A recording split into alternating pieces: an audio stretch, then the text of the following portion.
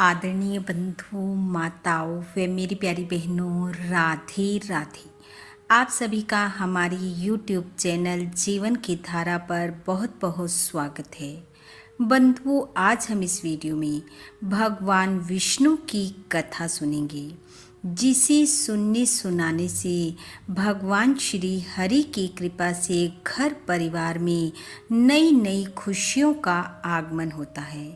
कथा कहानी सुनने के बाद यदि आप हमारे चैनल पर नए हैं तो कृपया हमारे चैनल को सब्सक्राइब करें, बेल आइकन को प्रेस करें ताकि हमारी वीडियो की नोटिफिकेशन सबसे पहले आप तक पहुंचे।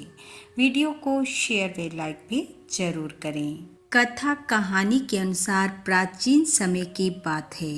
प्रतापपुर नगर में एक साहूकार और साहूकारनी रहते थे। साहूकार के घर में धन की कोई कमी नहीं थी, परंतु उनके कोई संतान नहीं थी। साहूकारनी भगवान विष्णु की परम भक्त थी। हमेशा श्री हरि की पूजा पाठ में लगी रहती थी। सुबह उठने के बाद स्नान आदि कार्य कर पहले वह भगवान विष्णु की पूजा करती, फिर रसोई में भोजन बना श्री हरि को भोग लगाती। बाद में साहूकार को प्रसाद स्वरूप वह भोजन देती। साहूकार उसकी इन बातों से बहुत परेशान था।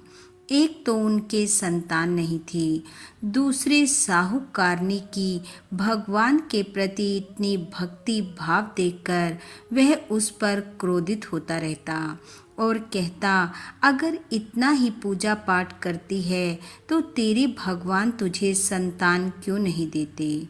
और इसी बात को लेकर वह साहूकारनी से अक्सर झगड़ता रहता, परंतु वह उसकी बातों की तरफ ध्यान ना देकर अपनी पूजा पाठ में लगी रहती। एक दिन साहूकार को उसकी बातों पर बहुत क्रोध आ गया और उसने गुस्से में साहूकारनी को घर से निकाल दिया। साहूकार ने घर से निकाले जाने के बाद इधर उधर भटकती रही और भटकते भटकते एक जंगल में पहुंच गई।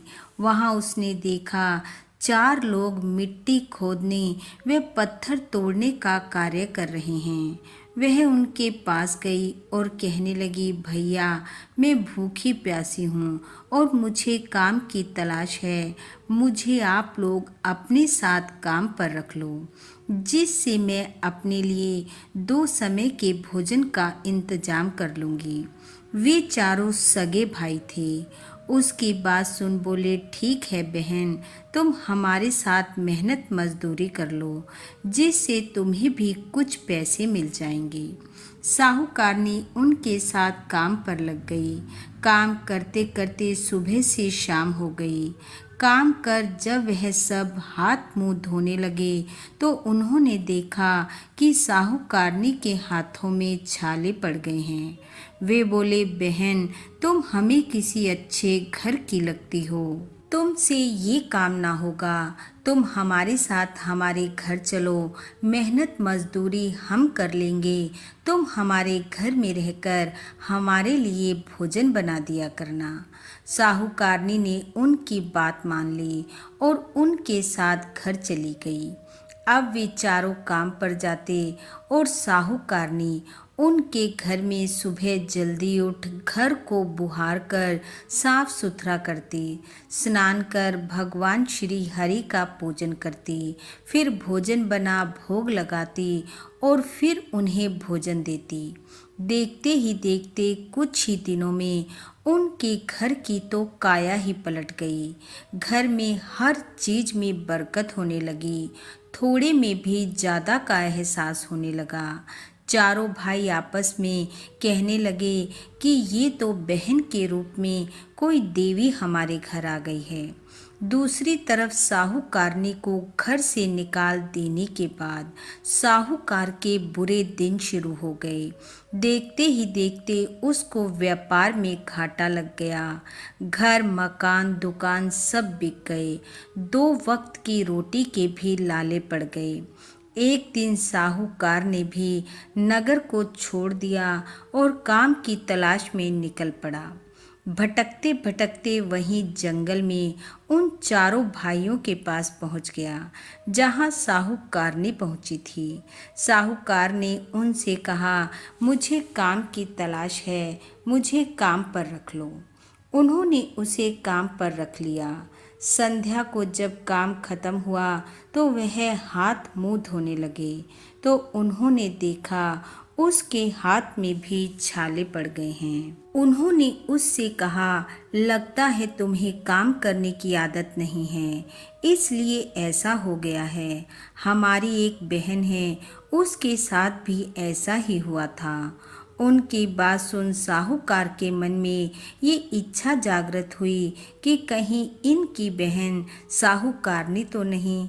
उसके मन में उनकी बहन को देखने की इच्छा हुई। साहूकार कहने लगा, क्या आप मुझे भोजन करवा सकते हो? वह बोले, क्यों नहीं, और वह उसे अपने घर ले गए। जाकर अपनी बहन से बोले, आज एक अतिथि भी हमारे घर आया है जो भोजन करेगा।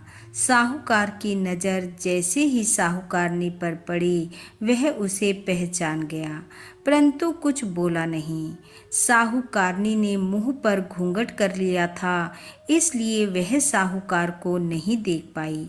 पांचों लोग हाथ मुंह धोकर भोजन करने बैठे। साहूकारनी ने भोजन बना श्री हरि को भोग लगाया और फिर सबको परोसने लगी।